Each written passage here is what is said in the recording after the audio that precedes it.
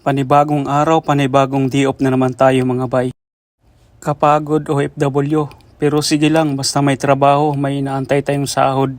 Kaya ngayong araw, tour ko kayo paano pumunta ng Gaume Wetlands. Siguro tanggal ang pagod mo pag makita mo yung sunset. Sabi nila, ma-appreciate mo yun na daw yung sunset pag umidad ka na ng 30 plus. Siguro nga kasi edad natin parang araw palubog na rin. Sa ayaw at gusto mo, doon din punta natin.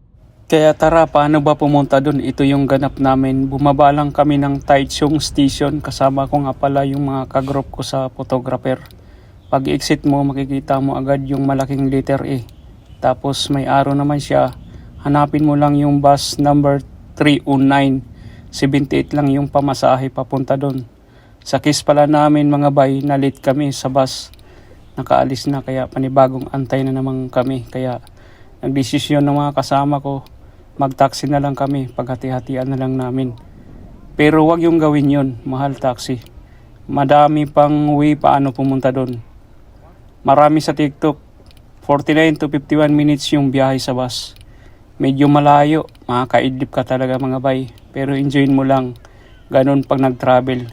Kaya medyo mataas pasensya. Yung iba, gumagamit ng bus tracker.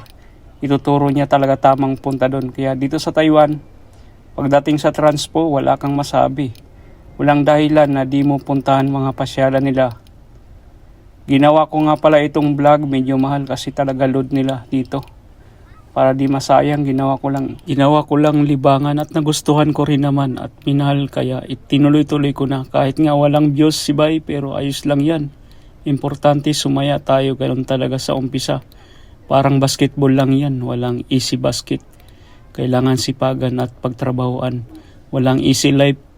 Mayaman nga, nagtatrabaho pa. Tayo pa kaya, anak ng farmers lang.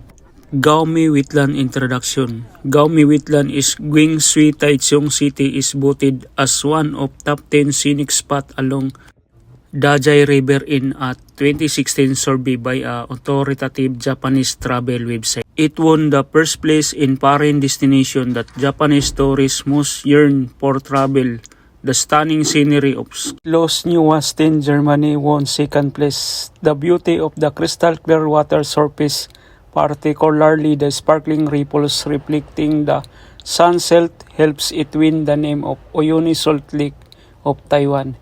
It is also top of 100 wedding photo shooting spot in Taichung in 2019. Daming tao mga bay, matanda bata, natambay sila sa mahabang tulay, nag-aabang ng sunset. Try nating lumusong, ganda ng buhangin. Walang putik, yung bungad ng tulay may tubig doon, kaya walang problema sa banlawan ng paa. Maraming salamat sa pagsama hanggang dulo. See you next vlog. Amping.